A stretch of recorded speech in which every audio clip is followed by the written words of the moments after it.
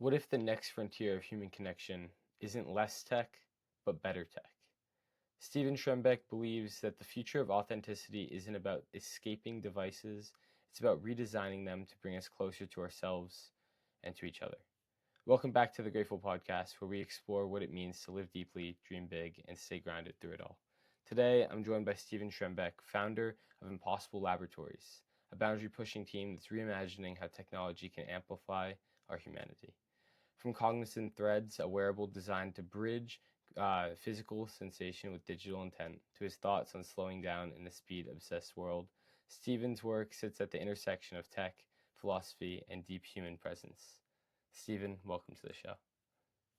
Thanks, Jack. I didn't write that intro, by the way. If I had done it, it would have been way worse. It would have been way more blunt and humble.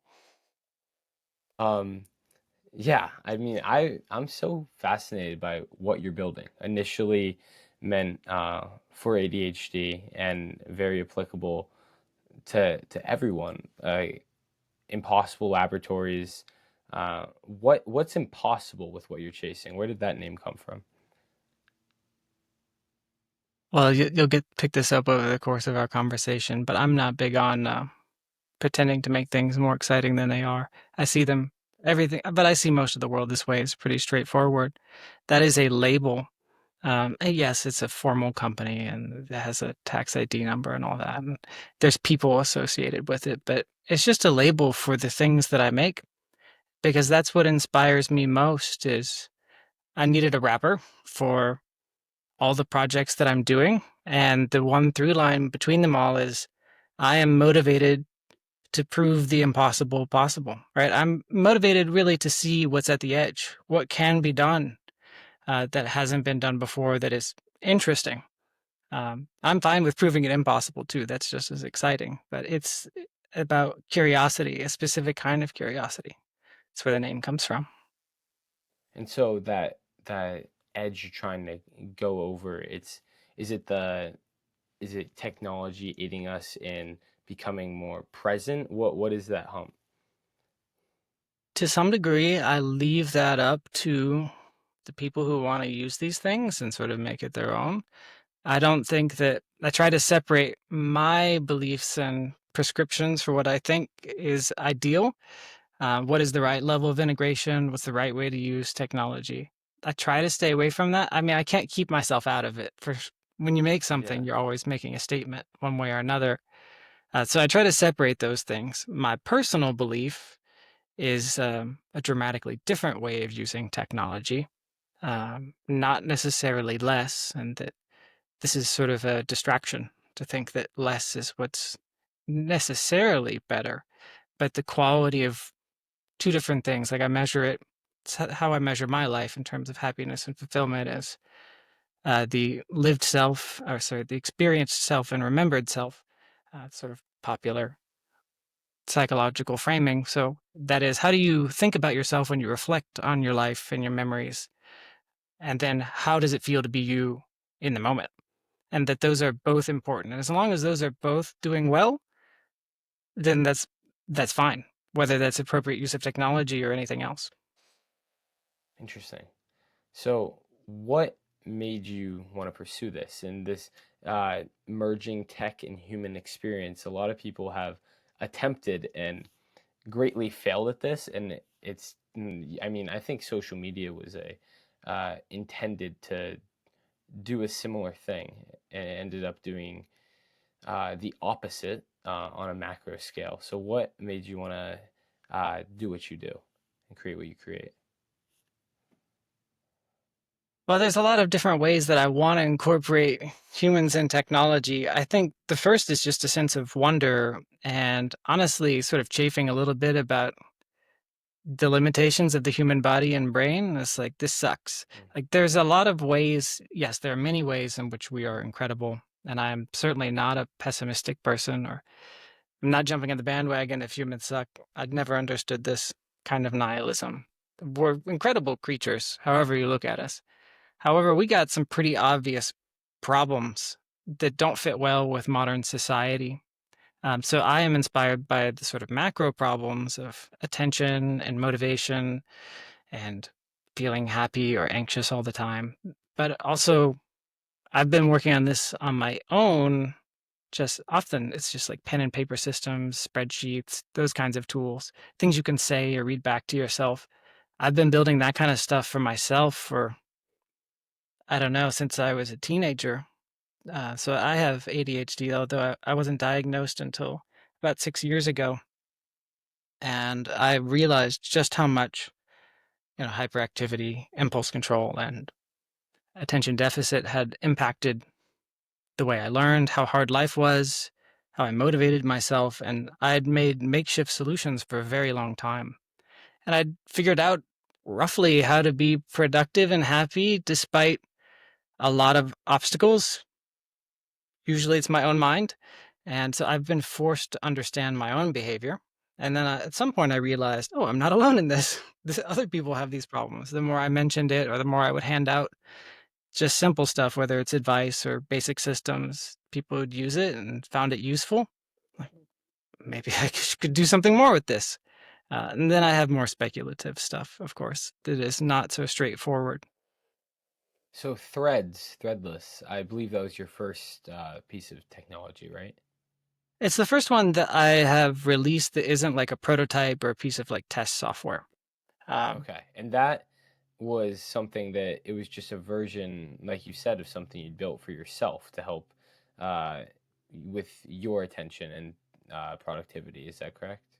yeah, it's exactly that. I built pretty much all of this for myself. That's what motivates me. It's very hard to That's get awesome. excited about a problem that I don't share.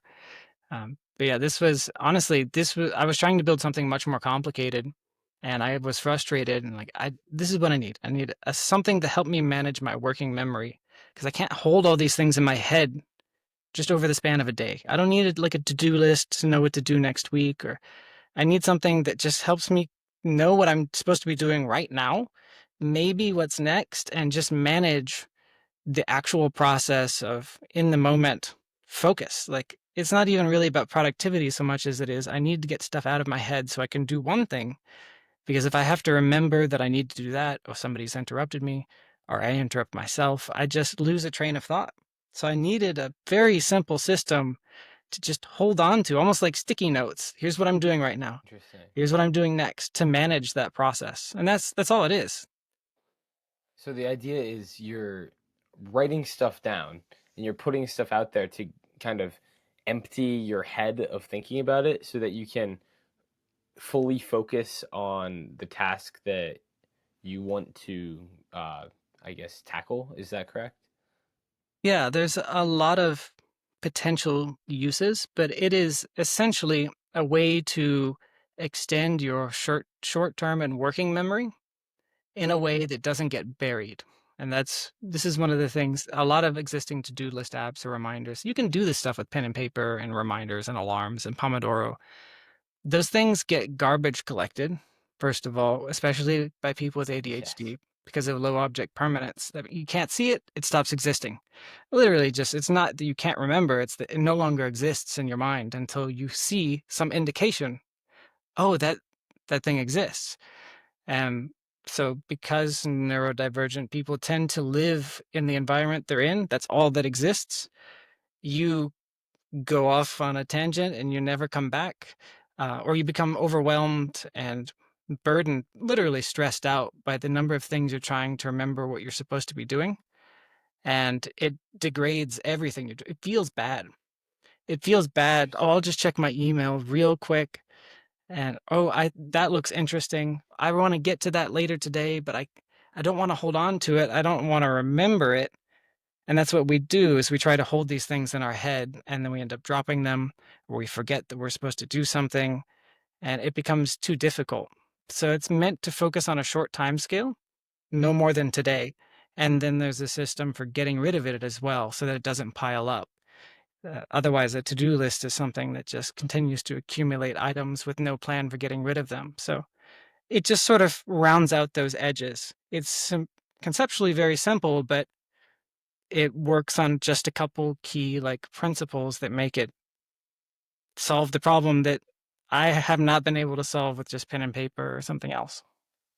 Yeah, it's interesting because I definitely have seen the problem in my own life where I get it. I start using a new to-do list system, and then it just piles up and piles up and piles up, and then I just don't look at it or do it because it feels even more overwhelming. I talked to a man on my podcast named Carl Poulin. He wrote Your Time Your Way. He's all about time management and different systems for time management. Um, and I had him, he had to try to convince me that no, it is worth it to use a system to manage your time because after being overwhelmed by a lot of different time management tools, I had ended up getting to the point where it's like, I'm just going to keep a list in here and just do what I have to do. It feels like a waste of time to write. Um, but I really like your system because it feels a little more liberating while also being organized, if that makes sense. This is, yeah, it provides just enough structure to set you free without creating a lot of intervention or enforcement, although I have other tools for those things. This one is simple, and it's not even like a complete, nowhere near complete system. You still have to schedule tasks. You still have to figure out what's worth doing in the first place. This is literally just to rein in the sort of experienced self in this case. What am I doing versus what did I intend to do? And make it real obvious for me to get back on track in a very open-ended way. It's not yelling at you. It's not blocking stuff. So very permissive, but simplistic. Yeah. Have you ever read Rick Rubin's book, The Creative Act: A Way of Being? I have it right over there. I Okay. I Well, literally just bought it yesterday though, so I've only read like half a chapter. really? Oh, Mhm. that's so funny because what you're saying, and you'll see this as you start to read the book, what you're saying about creating something just for yourself is very in alignment with that book. I think about it a lot. He says that good art is made for the creator, and that the audience comes last. But, and a lot of business people talk about this as well. When you make something for yourself, specifically for yourself, people are going to empathize with it, they're going to relate, and that is what makes a good product because you're not thinking about the presentation of the thing, you're thinking about how it will affect you. So it's interesting when a lot of the people I talk to have a similar approach, but Rick Rubin really describes it well in that book. Glad I bought it. Yeah. What else do you read? I do read a fair amount of nonfiction, um, but it is kind of like work to read it. It's so I read a lot of fantasy. I like writing fantasy, a little bit of science fiction. That's a lot more fun for me. Most of the reading that I do is like topical. It's highly relevant to what I'm interested in now. And I don't do a lot of just because nonfiction reading because I won't apply it to my life and I won't remember it. I have to have Right. some reason to care. So, Hmm. yep. Give me an example of a book you've read recently. Let me think of something that's not super topical. I finished Scarcity Brain recently, the Michael Easter book, the second one. It's a very good book. I don't know. I don't do memory. I can go look at the stack over here. So, uh, fantasy. I was reading James Butcher, this Jim Butcher's son. His books are great. One second. Here we go. We'll grab them. I got Ian McGilchrist's The Matter with Things. That's great. That's a Okay. neuroscientist who dabbles in philosophy. I'm sure you'd be interested in him. He's a fascinating Sounds like, person. yeah, I gotta write that down. That's a very good one. He's looking at split brain patients. So they've had their corpus callosum, the thing that joins your left and right hemispheres, severed because they have seizures. And they end up behaving a lot like two different people. And then it allows us to measure the massive differences in the way the left and right hemisphere see the entire world. And through that, begin to understand more about the nature of reality, which is a fascinating twist that he basically uses perception and studies from what schizophrenic patients are reporting, split brain patients are reporting to try to understand the very nature of like reality itself, which is interesting spin. So he's got a lot to say. It's a dense read. It's not for everybody, but it is I think that there's a lot of truth, definitely on the frontier, but fascinating person. Maybe listen to an interview first. Yeah, yeah. I've been I'm similar to you in that I read a lot of nonfiction. It's pretty um like it maybe not the easiest reads, but I got kind of bored of it recently. I realized I would start a book and I would get 150, 200 pages in, and I'd be like, I'm kind of bored of it. So I'm going back and I'm rereading some of the old fiction that I've read and really shaped how I look at the world. So right now I'm about to finish rereading Siddhartha by Hermann Hesse. I'm not sure if you have you read it. But it's been a long time. It's amazing, and I find myself very drawn to these books that they don't just cultivate knowledge; they cultivate a feeling, a way of being. It's yeah, I love books like that. Yeah, I think a novel is an important like format for communicating ideas because it forces you to go slow and sequentially and to think and take your time and go back and look. It's completely different from video and even podcasts. It is like a distillation of somebody's life or most important ideas all in one like perfect little package. What a gift that we can read these things and pick these up from other people. Yeah, I had a conversation with a friend on the podcast a few weeks ago, and he said to me, I don't know if he said it on air, but he said to me before uh, that he thinks myth and fiction is so powerful because of the empathy that we have for our characters or for the characters in it. So we're such empathetic creatures.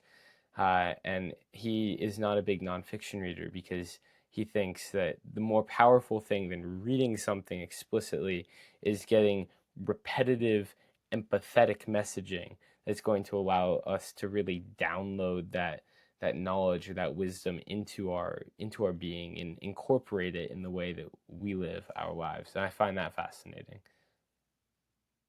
There's something to that for sure. Most of the best-selling or really impactful nonfiction books contain lots of narrative as is, Right. but also, I mean, we're kind of talking about the same thing. This is another strategy. When I read things that are topical to my interests, I am using my own life story as the thing that gives me emotion. When I see somebody say something, it will immediately resonate because I'll see myself in it or my problems or a problem I Interesting. care about. And that is what causes the feeling. So I wouldn't say that he's definitely right on the mechanism, but I don't think that's the only way. I think it's just important that it matters that there's some meaning or deep emotion, some sort of resonance there. It doesn't necessarily have to be a fictionalized story to get there. There's a lot of we make stories up all the time. So as long as it inspires some emotion, then I would agree. Yeah, interesting. You seem like you're a very deep thinker. You're very present. Um, I can tell in this conversation you're very, um, what's the word? You're conscious of the words that you're saying. You seem like a very conscious person. How has this impacted you in uh, building a product and building a life? Well, it's a blessing and a curse. I think that it helps with reflection. It is the source of all of my ability to reflect and improve and be anti-fragile and understand what behavior or influences caused me pain or problems or are working or making me feel better or worse. So this sort of conscientiousness and ability to reflect and be calm enough and observant enough to see the patterns and do something with them is simultaneously like one of the things that is most valuable in my career or business or any of my creative works, just being alive. But it also, the other edge of the sword is over contemplation, excessive rumination, paralysis, either by analysis or by the inability to step outside yourself and see you're in a sort of cognitive trap. It is easy to overcomplicate things when you have the ability to sort of sift through patterns and understand abstractions well. You can get lost in it very easily, and it sounds silly from the outside. It's like just go get up and work out. You don't need to like overthink this or like have a big plan or you know get lost in your thoughts or any of that. But it's not easy to see from the inside. So I would say it is mostly a positive thing, but it does have drawbacks. Yeah, yeah, I really relate with that. I think the workout thing, it's interesting how um, when you're a more thoughtful person in that way, when you're prone to rumination and overthinking, you can often your intelligence and your if you're a very good articulator orator, you can almost talk yourself out of doing something good for yourself, like this war in your head. So if I'm gonna wake up for like it was a few months straight, I woke up at like 5 a.m. and ran every single morning a few summers ago. And I remember on the hard mornings, it would be like this voice in my head very clearly articulating some seemingly very good points on why I shouldn't do the thing.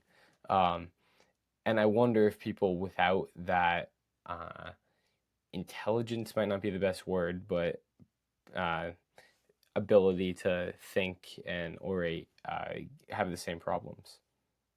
Yes, there is a dark side to different kinds of intelligence, of which there are many kinds.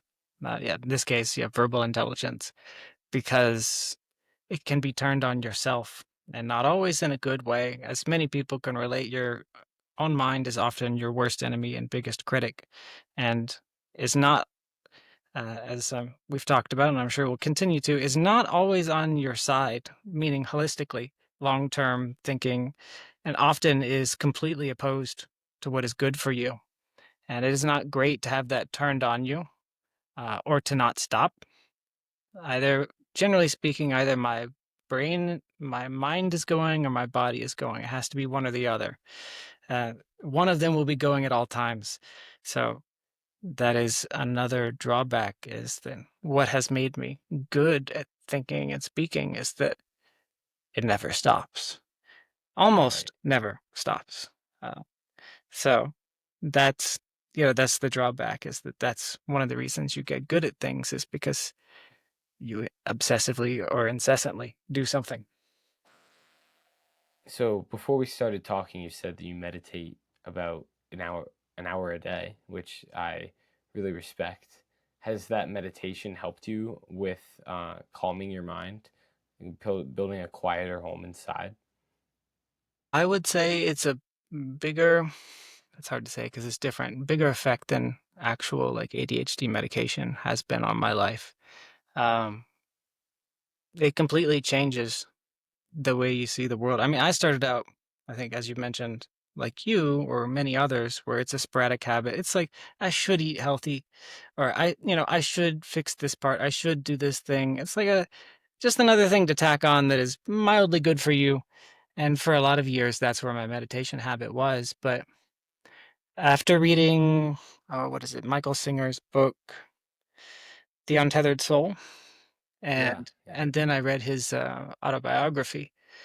Uh, I had no idea that you could actually do real exploration and sort of the inner space. You could understand consciousness and the world and what is happening just by sitting there, or have transcendental experiences, experience things that there's no other way to experience. I had no idea how much was possible through meditation, that it wasn't just sitting there waiting for something, that it was an active thing.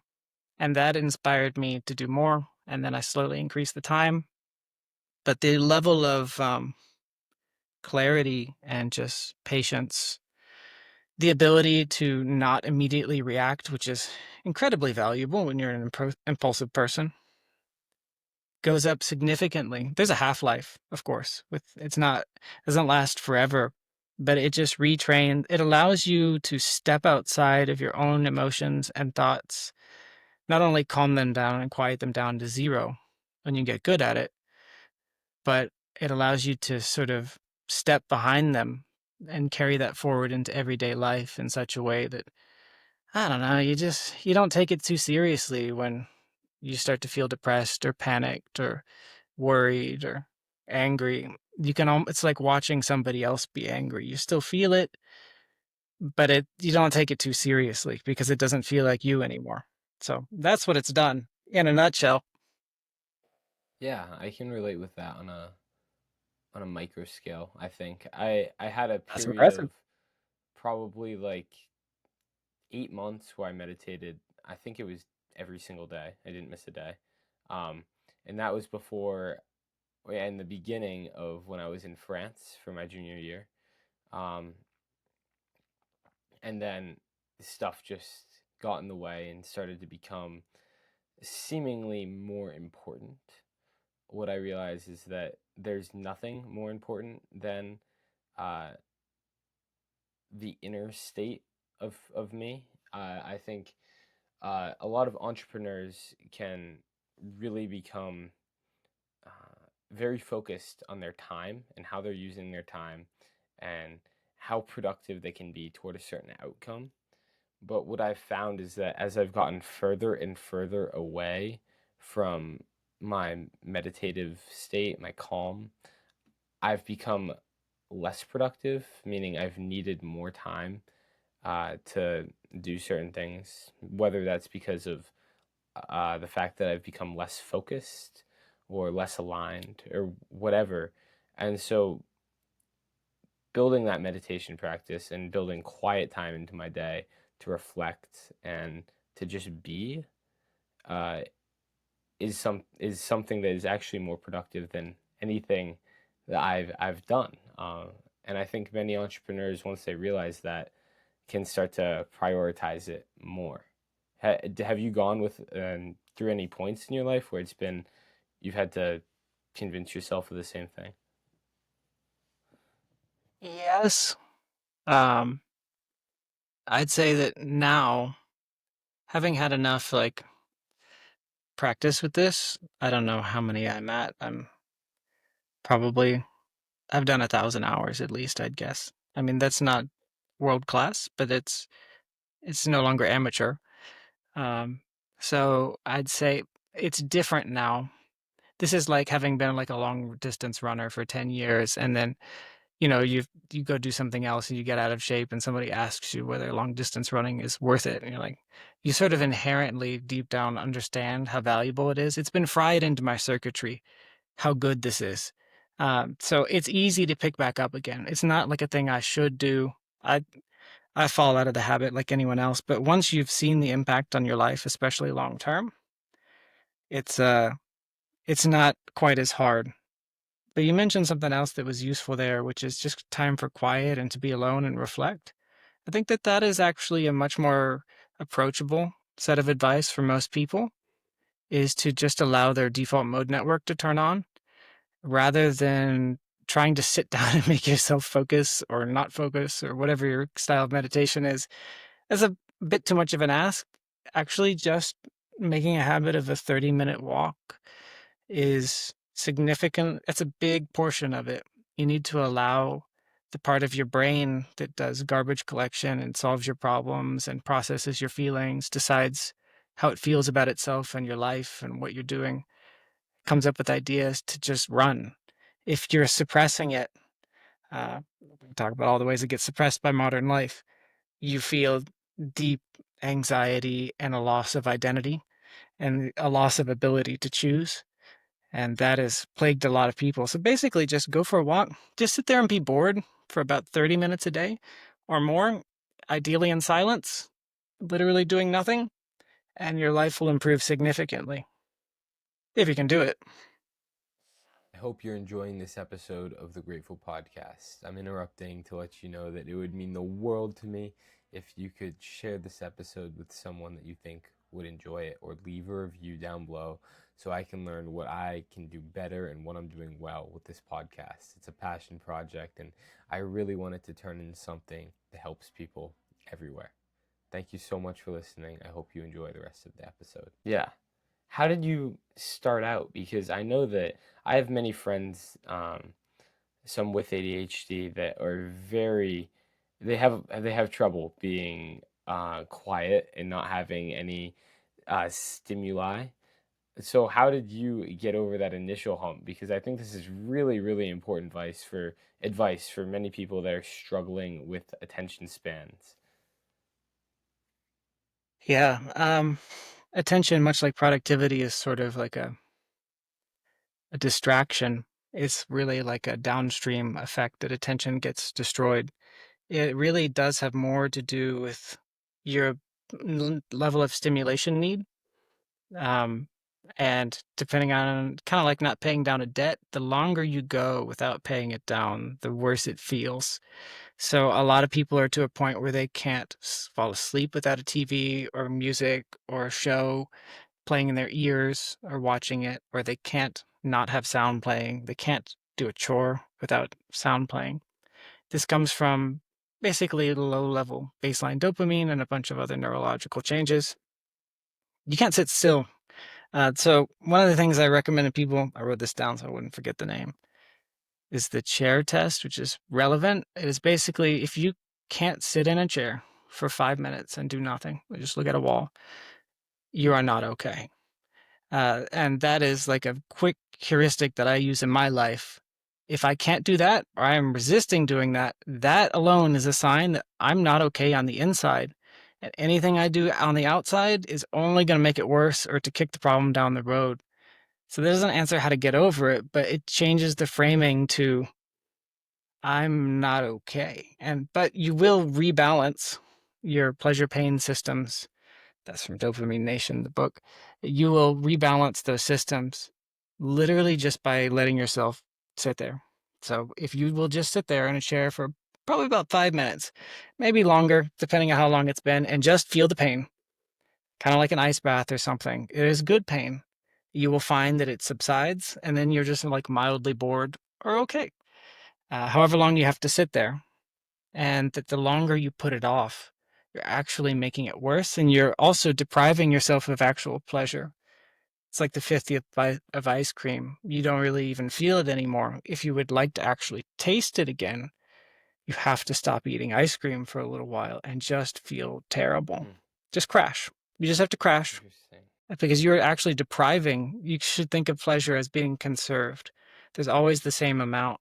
And the more you try to pile on more pleasure, you're actually just devaluing all the pleasure to zero. You don't taste it anymore. So you're going to get the same amount regardless, whether you're a monk who gets no ice cream or somebody who's just eating more and more ice cream, trying to feel more and more pleasure, but feeling nothing. Right, at some point it zeroes out. At some point there is no additional pleasure. Or there's negative. Yeah. Yeah, that is unfortunately what happens, is why you're not okay sitting in a chair, is because your brain rebalances towards pain by default, because your midpoint basically is below the sort of zero okay line. To just turn it into a metaphor, that's a rough model for how it works. Is if you are feeling too much pleasurable stimulation for too long, or comfort, that's probably a better word for it, then you will feel bad by default doing nothing. So you'll be in the negatives, but you will go back to zero if you just sit there and feel the pain. But you go back to zero even faster if you deliberately become uncomfortable. And Hmm, so hopefully not in an unhealthy way. are you familiar with economic utility theory? No, but the words alone sort of describe what it is, that everything has some economic utility. Or what does it mean?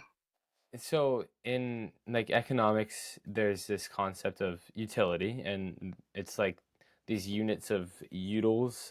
It's basically how much you get out of something, like how much pleasure. It's before you start incorporating any currency into the mix of economics, and uh, economics is based solely on the principle that humans are rational, which is has been disproven by initially Danny Kahneman and Amos Tversky, but it's basically saying that as you start getting more and more of something, there's this thing called marginal utility, which is the pleasure you get with an additional unit of that thing.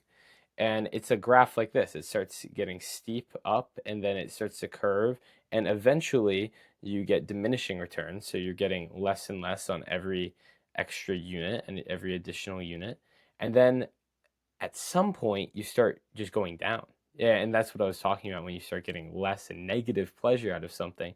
You've gotten so much that it starts going down. And I think it's crazy what you said. The monk and the person that's eating all of that ice cream, they are at the same point. They're at this zeroed level of pleasure. Fascinating. That is Well, the monk very, might very interesting. actually be enjoying something. Here's a useful example. I think that it is exactly what you're talking about, but it incorporates also a balance point, which is your average level of stimulation is a descriptor of how you're going to feel when nothing's happening. How are you when nothing is happening? That's what your balance point is, more or less. And why is it that after running a marathon, you would be happy to just lay down in mud? That'd be amazing. Oh, I would just love to just lay down. It would be so great. But if you're just walking outside, you maybe going to the park and you lay down in mud, it's intolerable. This is terrible. And the difference is one, you've been through an immense amount of pain. And so literally doing nothing is complete ecstasy. This is awesome. I would love to just lay here. You got a half-eaten sandwich? I'll knock the ants off. I'll take that. That would be amazing. I would love that. Uh, but in a different situation, that's intolerable pain. The only difference really is what you've experienced lately, but there are long-term trends as well that take time to work through if you're used to comfort and stimulation and pleasure constantly. That is what it takes for you to feel normal, not to feel happy. And so you will feel bad by default, which is why it's so hard to just sit there. But it will stop happening if you just change your balance point by changing what you do. You just got to deal with the pain for a little while. It'll go away.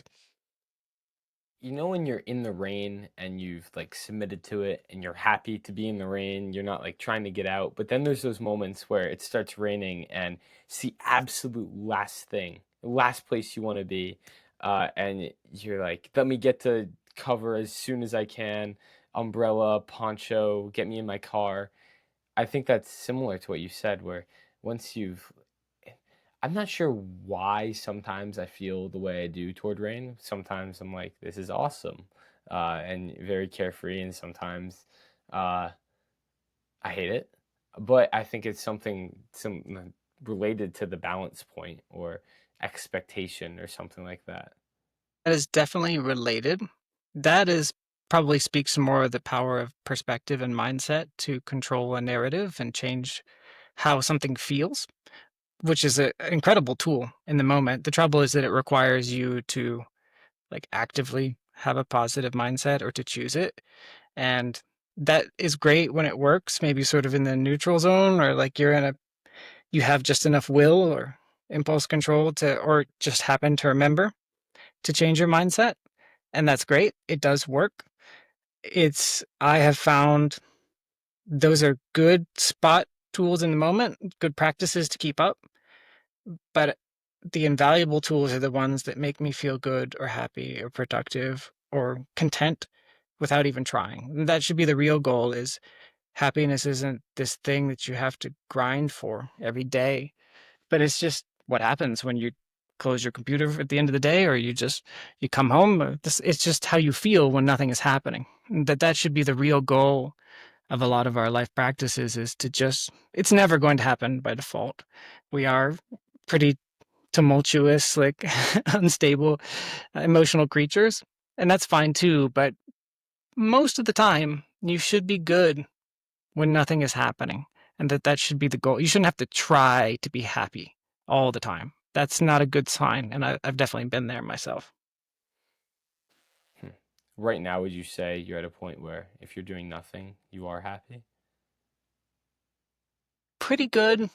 I think I've let lapse a few of my sleep routines. My morning routine is a little screwed up as well. I've let slide one of my master habits, which is to review my own principles and rules for life every morning. So that causes some identity drift. This is sort of a master habit that allows me to remember all the other rules and habits that aren't like automated tools or anything like that.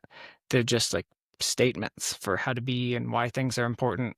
I've taken the time over many years to, when something important happens, like, okay, you need to remember this. We're not doing this again. Yeah. Here's a life lesson. So I used to review that every morning. That has slipped over the past few months to infrequent. And I noticed that definitely has an effect on me. But overall, yeah, I find that most of the time, especially the last 3 or 4 years, unless something is happening or I'm messed up or I'm associated with my problems or life for some reason, I'm content, even when things are wrong. It's a very strange feeling when you're satisfied and content, but also sad or angry or frustrated or worried about something. You can feel them both at the same time, and it is a little weird. Yeah. It is a weird feeling. It almost feels guilty. Like, why am I entitled to feel this way when others around me are suffering, complete suffering in this same situation? Being a human is complex. It's it will never be easy, nor should we really want it to be. But I think at least a lot of my work and a lot of the things I feel drawn to is to remove a lot of the own goals, remove the stuff that is like just make it easier to be a good person and to feel happy and to live a good life and help others do the same. So that's where some of my work is focused. I got a lot of interest. So this duality you kind of talk about, where you can be feeling happy but also sad at the same time, or content and sad at the same time. It's very interesting. I based this podcast around a hypothesis I had that also has a duality to it. And it's what I call the duality of gratitude and ambition, where I think that, at least in my life, my recipe to joy and fulfillment has been being ambitious, having goals to complete something or building towards something, while also being as grateful as possible for what is right now. I find that many people conflate gratitude with complacency, which is very wrong. Um, and I believe that my gratitude can actually push me toward these goals in a cycle that just keeps building and building toward more fulfillment. How do you feel about that? That is incredibly prescient for your age. But yes, I also have a somewhat analogous central thesis that there is a duality between contentment and stillness. Basically, what you want to feel in the sort of experience self, like how you want to feel most of the time. At happy, at peace, sort of carefree, playful. And then there's another side, which is ambitious, highly structured. It wants to create things outside of yourself and impact. And you can shorthand this as ambition, but it is a desire to build, not just to explore, to go deep on something that takes a long time or is difficult or challenging. No one has asked you to do. And these things are by default opposed. And you just sort of approach it without any thought. They'll destroy each other. And I mean, look at pretty much every rich or successful artist, entrepreneur, they're almost universally unhappy. They're very sick people. And it is their obsession that made them great at what they do. It just sort of destroyed the quality of their life. Is that good? And then you have, like the yogis or whatever. If you want to feel completely enlightened and just amazing all the time, I mean, the playbook is there. They tell you how to do it. It's highly gamified. It's not a secret. They tell everyone, here's how you do it. But the net result is basically somebody who sits there in robes and smiles at the wall all day and is completely blissful and has no problems. And yes, they're very thoughtful and calm and patient. But when's the last time they cured a disease or built a skyscraper? They don't. And they would laugh at you for even suggesting that that is like the pinnacle of a human achievement or purpose. But I see both as being valuable, and I want elements of both, but I sort of insist on having both without them destroying each other. And that has been a principal challenge of my life. I have found ways to do it. It is not easy. It is a constant thing. It is very hard to stay centered and sort of carefree and sort of cheerful and content while doing something exceptionally difficult, looking and staring at painful problems.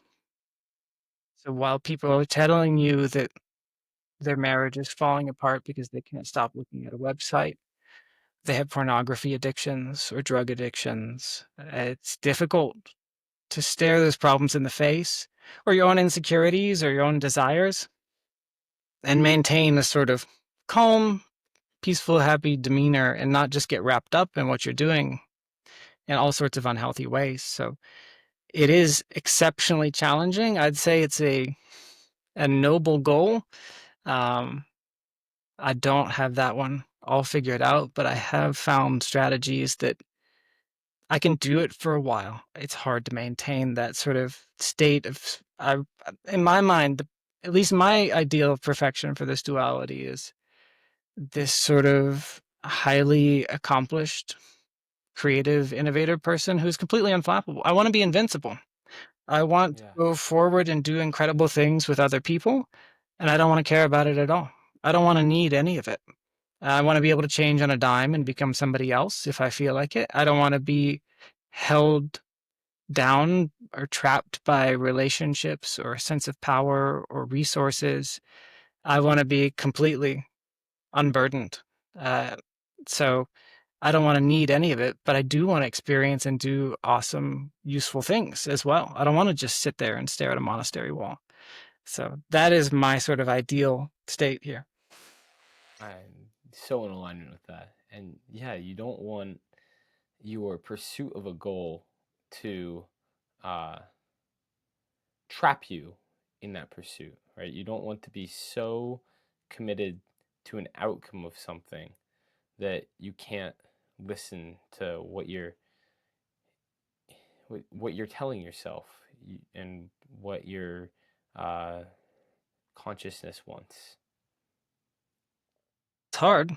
I mean, look at every entrepreneur that has a suffering, you know, marriage or, a child that like they don't get to see as much, or people, not that striving or grinding is inherently bad, but it is so easy to lose your way in contact with the world, but especially when people start giving you positive feedback.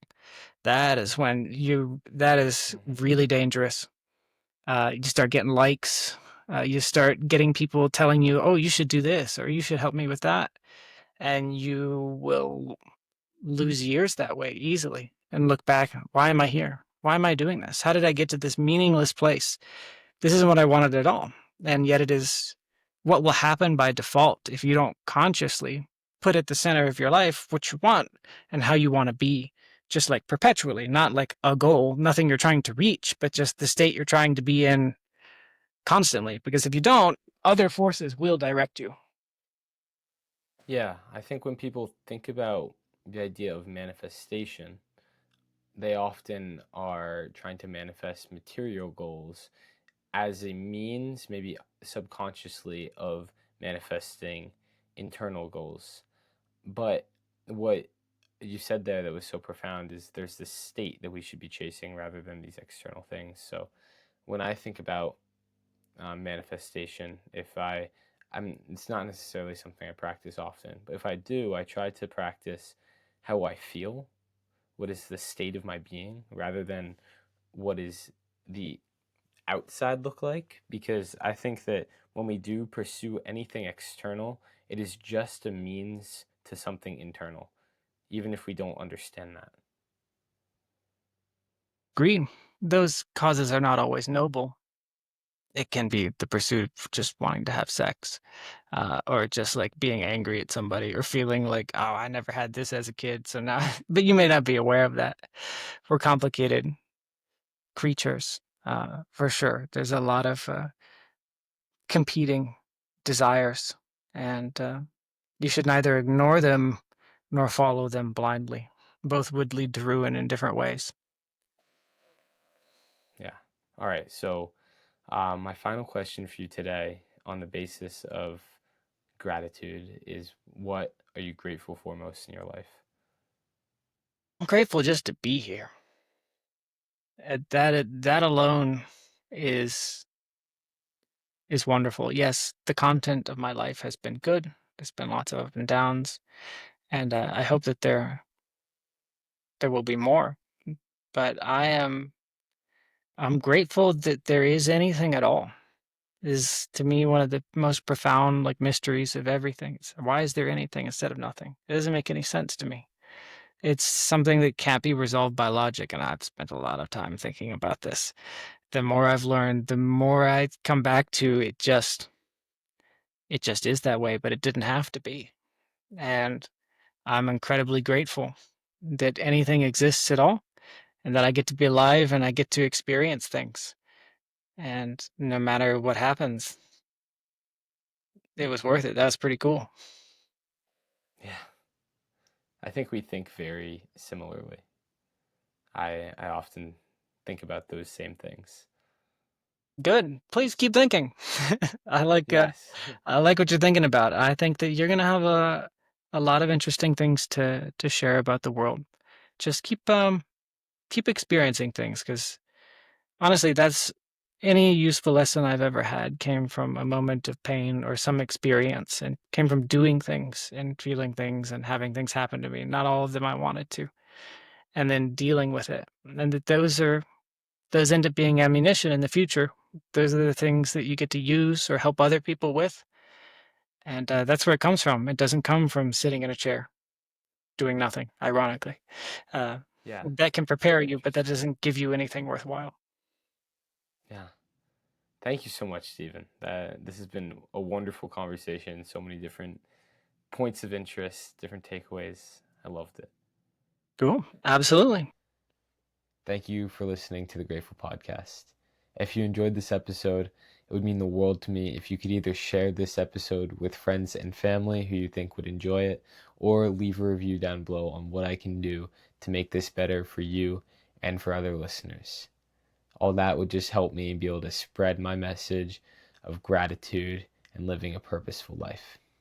I hope you have a great day. See you soon.